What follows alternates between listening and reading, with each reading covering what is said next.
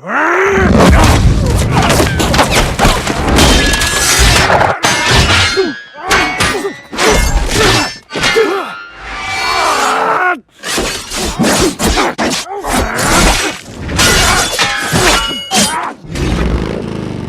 now we're talking. Oh, yeah. I'm Marvel Jesus, you dull creature, and I will not. Yeah! You know how long I've been waiting for this? Woo, I'm about to make a name for myself here. The movie begins with Deadpool telling us that he thought for a long time that no movie would be made about him because of the rights issue between Disney and Fox. But finally, Marvel decided to make his movie, although they used to believe that Deadpool didn't deserve one. Then he says we might be wondering how we can continue without dishonoring Wolverine's memory. Damn it! Son of a... I'm much calmer now. I gotta be honest, I've always wanted to ride with you, Logan. You and me getting into it, Deadpool and Wolverine. Deadpool then sits with Wolverine's skeleton and tells him that he always wanted to appear in a movie with him, but Wolverine just had to die too soon. At that moment, soldiers from the TVA arrive and warn Deadpool to drop his weapons and surrender. Last chance! There are 206 bones in the human body. 207 if I'm watching Gossip Girl. Guess we're getting that team up after all. Come on, big fella!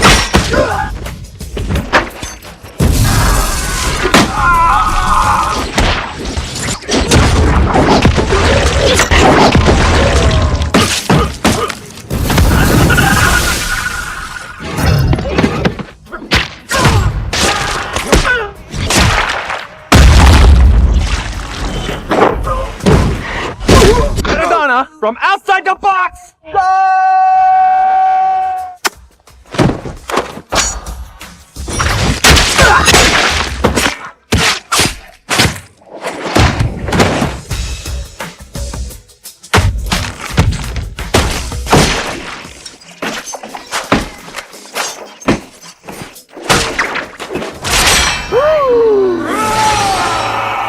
To be clear, I'm not proud of any of this. To help you understand that, I gotta take you back on a little joyride I took through space and time. Back in the past, on Earth 616, Deadpool goes for an interview with Mr. Happy to join the Avengers. There, he explains that he needs to become an Avenger so he doesn't feel embarrassed in front of his girlfriend and finally get a good job. However, Mr. Happy tells him that the Avengers don't do their work for themselves. They do it because others need them. I was caught smasturbating in the lobby of Stark Towers, but I can assure you that those toy Hulk hands, you brace yourself and you ravage the midsection. I get it. Okay, thank you. After that, Mr. Happy bids Deadpool farewell, advising him that he's aiming too high and should instead focus on aiming for the middle and being happy with where he is. 6 years later, Deadpool has retired from his mercenary work and is now working as a car sales consultant. At work, his friend Peter, who is also a big fan of his, suggests he return to his mercenary job. But Deadpool tells him he's given up that life, and even though he isn't living his dream life, he's done being a mercenary. Later that night, while heading home with Peter, Deadpool notices some people suspiciously taking pictures of him and watching him. But since it's his birthday, he doesn't confront them. When he enters his apartment with Peter, Deadpool's ex-girlfriend Vanessa and all his close friends surprise him with a birthday party. During the party, Deadpool talks with Vanessa, and it's clear that he still has feelings for her. Later, while cutting the cake, Deadpool tells his friends that he's proud to be surrounded by all of them, and that this is the greatest happiness for him. As soon as Deadpool blows out his candle, there's a knock at the door. Wade Wilson? Oh yeah, dancers. Dopinder must have ordered you. Pegging isn't new for me, friendo, but it is for Disney. We're gonna move on down the hallway. I don't like you. You appear to have soiled yourself while unconscious. I wasn't unconscious. Deadpool wakes up at the TVA, where an officer named Mr. Paradox introduces himself and explains what the TVA is. Paradox tells him that although Deadpool has misused his timeline many times, that's not the reason they took him. He then takes Deadpool to the main room, where Paradox explains that he has been chosen for a higher purpose.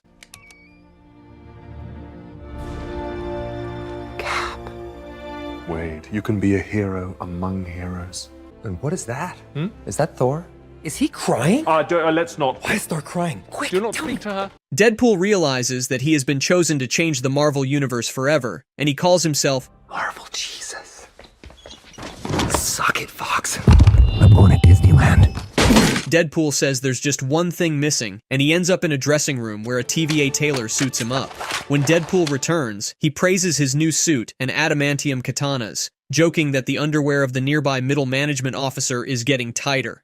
Afterward, Deadpool asks for one last chance to say goodbye to his friends before leaving for another universe. At this point, Paradox reveals that Deadpool can't go back to his own universe because it's going to end soon. Paradox explains that Deadpool's universe is slowly decaying because its anchor being has died. He goes on to say that an anchor being is a person of vital importance who holds the reality of a universe together. With the death of this anchor being, the universe starts to decay. After Wolverine's great sacrifice, Deadpool's universe began to decay. Although this decay will take thousands of years, Paradox doesn't want to wait that long, so he's launching a machine called the Time Ripper that will speed up the process and destroy Deadpool's universe quickly. Paradox is doing all this against the TVA's wishes because he wants to take control of the TVA himself. It will allow me to destroy the space-time matrix of your universe. And don't worry, your friends won't feel a thing. It'll be over just like this. Oh, what's that? You can either rejoin your loved ones and collectively cease to exist, or you join the sacred timeline. I'll do it. Wise choice. Talking about finding the Wolverine. Which brings us back to this.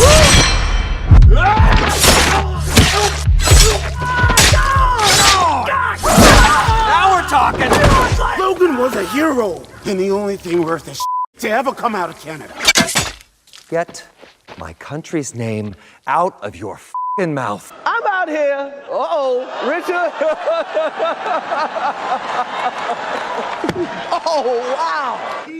My country's name. Out your fucking mouth! I'm going to, okay? I'll see myself out. Logan! Who's asking? Oh, look at this little hairy Luretton.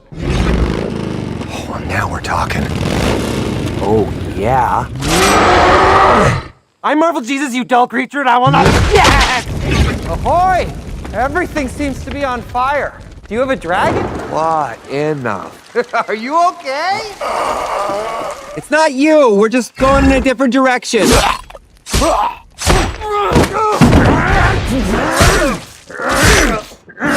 Howdy.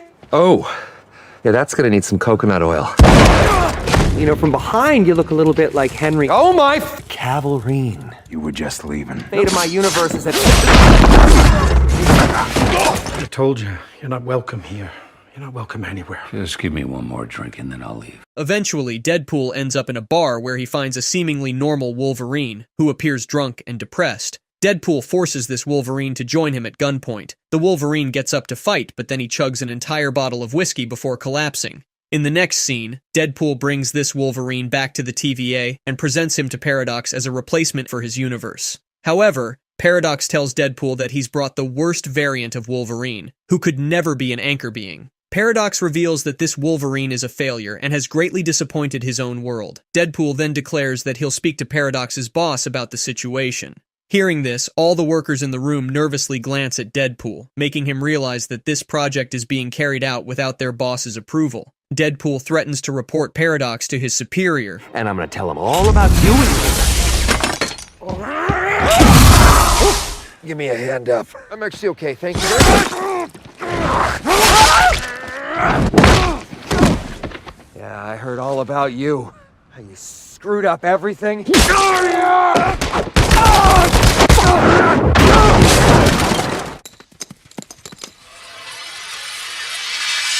Get your spectral sock out, nerds. This gonna get good.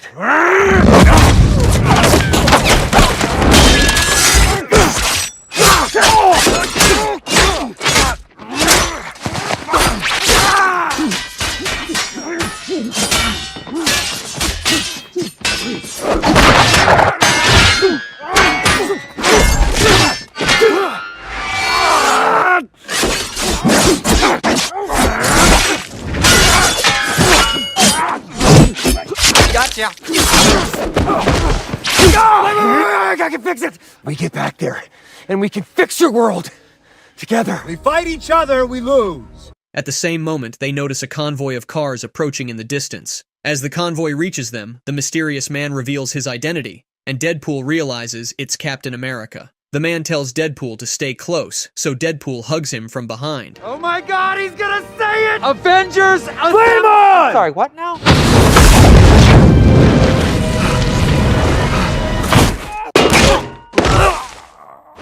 We don't know that guy.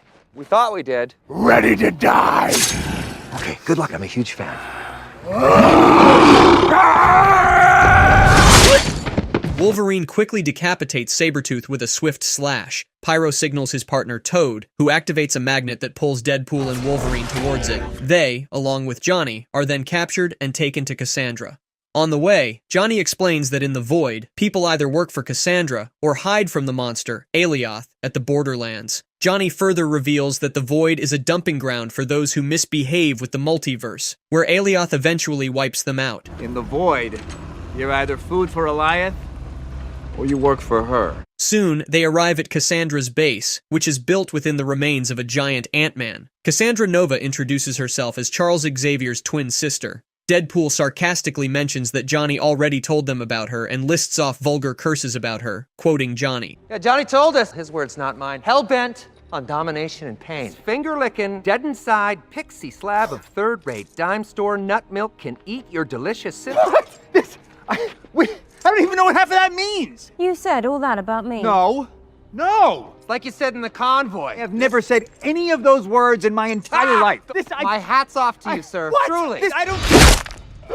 Just got him killed. Hey, we're all grieving! P.S. Do you know what he was doing to the budget? She then reveals that the TVA banished her to the Void since birth, but she's happy because she can use her powers without any limits here. She offers Wolverine a chance to join her to become even more powerful, but Wolverine attacks her. In response, she uses her powers to bury Wolverine underground. Following this, Cassandra then inserts her fingers in his brain, reads his memories, including the memory of his breakup with Vanessa.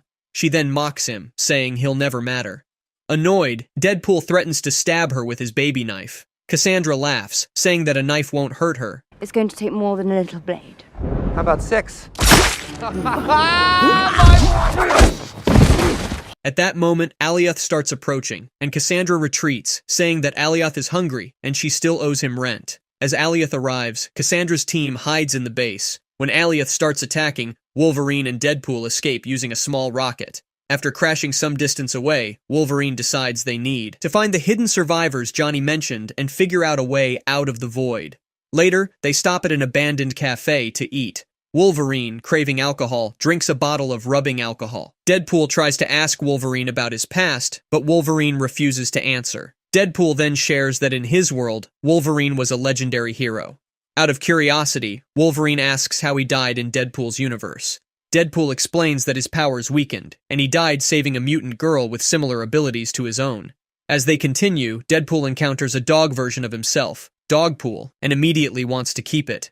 Just then, another Deadpool variant arrives, searching for Dogpool. This variant, called Nicepool, tells them he's very friendly, which is why he's named Nicepool. You let this little flirt out of your sight for 1 second and she starts shopping for a new papa. Where's your mask? Come on, guys. Oh, this guy. Look, we're headed for the Borderlands. You know where it is? So I can lend you my ride if you like. It would be my honor. If you ever want to give her up, or if she needs a new home, or if something should happen to you, I'd love to be her papa. No, we're running away! In the next scene, Deadpool and Wolverine are driving towards the Borderlands. During the ride, Deadpool keeps talking, which constantly annoys Wolverine. Then Deadpool asks Wolverine what he would do if the TVA fixed his world. Hearing the word if, Wolverine immediately stops the car and realizes that Deadpool lied to him about the TVA being able to fix his world. If they can fix your world, what's the first thing you're gonna do when you get out of here? What did you say? If they can fix your world? No! No, I made an educated wish! My entire world is right here in this picture. You know how to save them! One more word.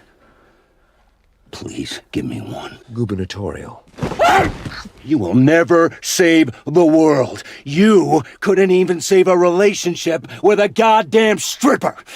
Well, you got nothing to say, mouth?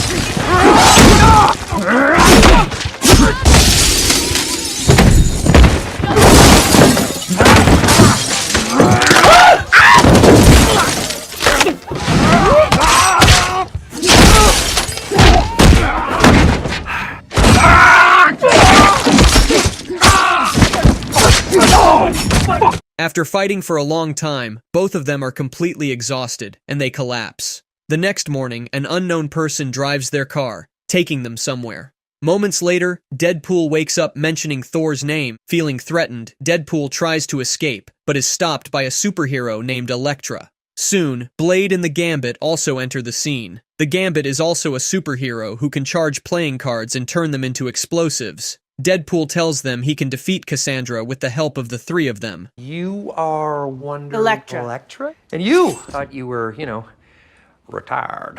Retarded. You look like the superhero version of Hawkeye. The name's Remy Labo. Du Diable Blanc. Tell you now, it's just a common courtesy to ask before you drink up all of my liquor.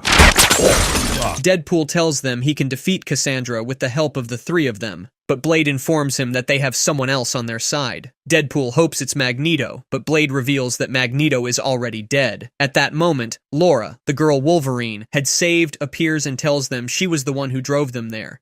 Deadpool is thrilled and says that he has previously escaped Cassandra, and now, with their help, he can face her again and find a way out of the void. Initially, Blade and his team are hesitant. However, they realize they could use Juggernaut's helmet, who is on Cassandra's team. Hearing this, Deadpool finalizes the plan, and Blade's team agrees to join him, realizing they have little to gain by staying in the void. Meanwhile, Wolverine is in a depressed state and refuses to join them, focused instead on drinking wine. Laura approaches Wolverine that night, telling him how the other Wolverine saved her. But this Wolverine, feeling defeated, explains how he disappointed his world. Laura reminds him that they are going to face Cassandra the next day, and without him, they won't succeed. But Wolverine dismisses her, saying that this isn't his fight, and if she believes in him, she has the wrong guy. Laura responds by saying he's always been the wrong guy, until he wasn't. While this is happening, Pyro is in contact with Paradox, informing him that Deadpool and Wolverine escaped Cassandra and have joined forces with others. However, Paradox, not wanting to take any risks, gives Pyro the task of killing Cassandra before she or anyone else decides to escape the void. The next morning, Deadpool, Blade, and his team drive towards Cassandra's base. Where do you get that little beauty? That's Punisher's AT4. There's only been one Blade. There's only ever gonna be one Blade.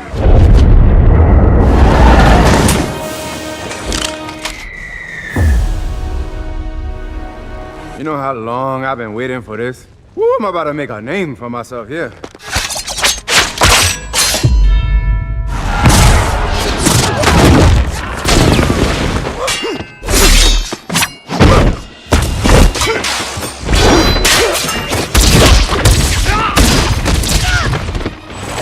And boom.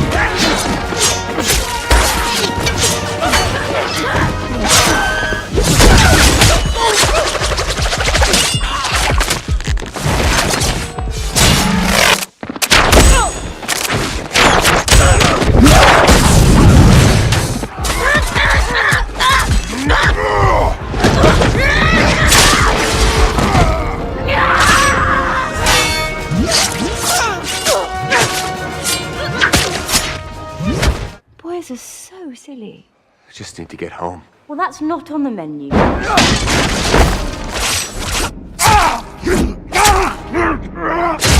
What's going on in here?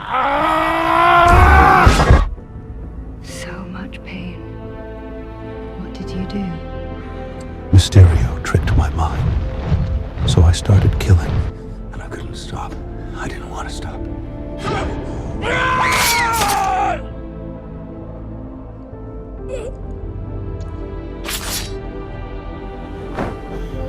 Logan.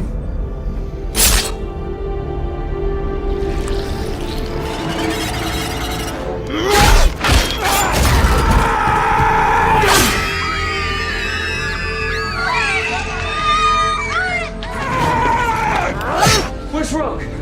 I don't know. I gotta find her. Here, take her.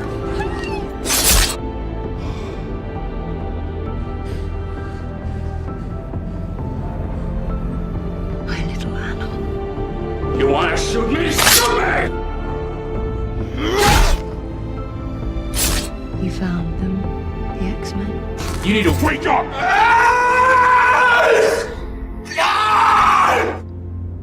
Parkwood. I want to be the man that Charles thought I was.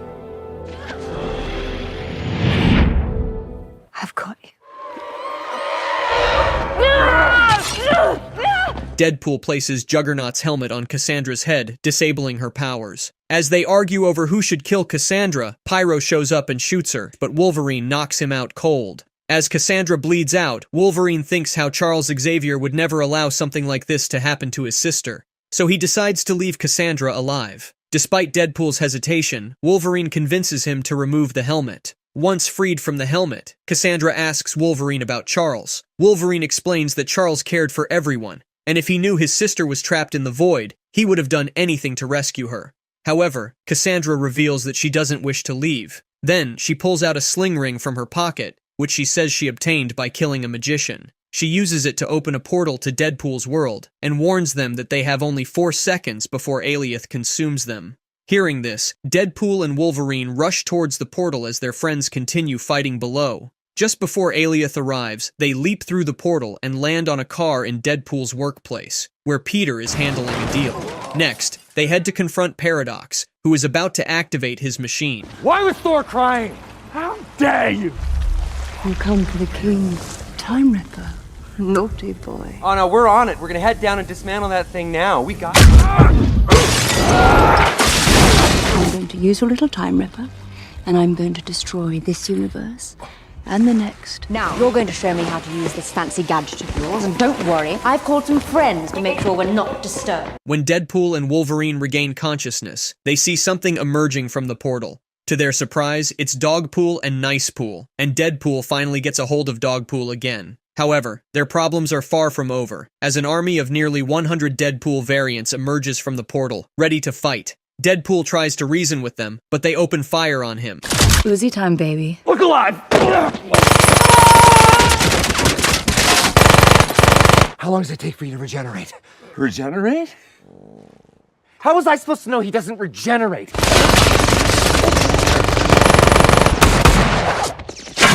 You're gonna live. Look at me, Nicepool. Say it louder! I'm gonna live! Hold your fire! This is for him. Are you ready? Hey, you don't want to see this, bub. That's a good girl. You save the good stuff for special occasions? Killing mostly.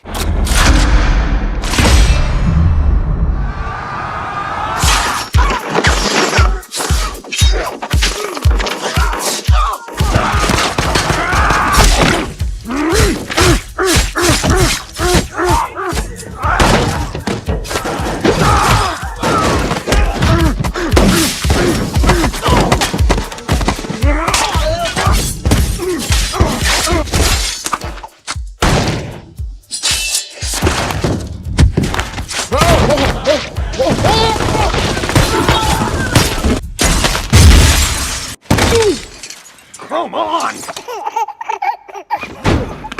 I guess these ones regenerate. Stand down! You guys know Peter? You kidding me? Every Deadpool has a Peter.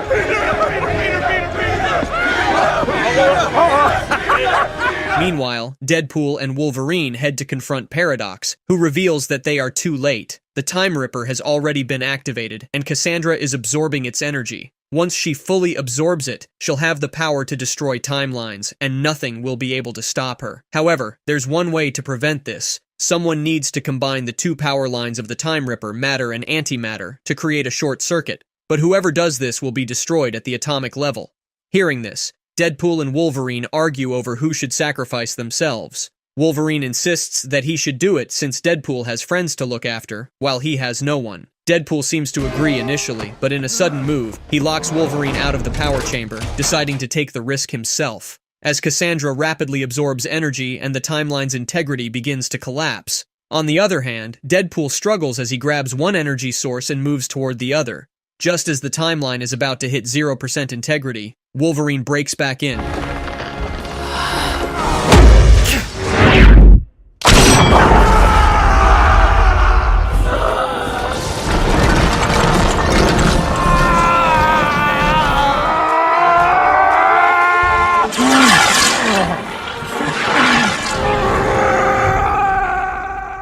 Wolverine is a hero in my world. For the first time in my life, I am proud to wear the suit. Wade, you can finally matter.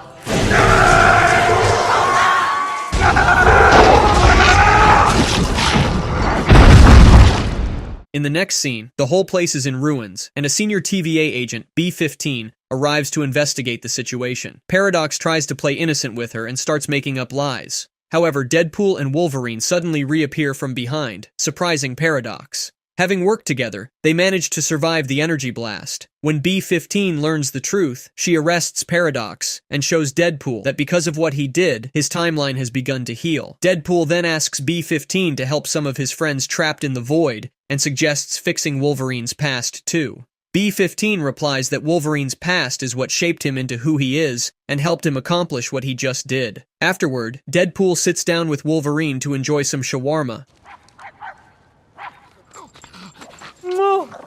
Oh, all is right in the world.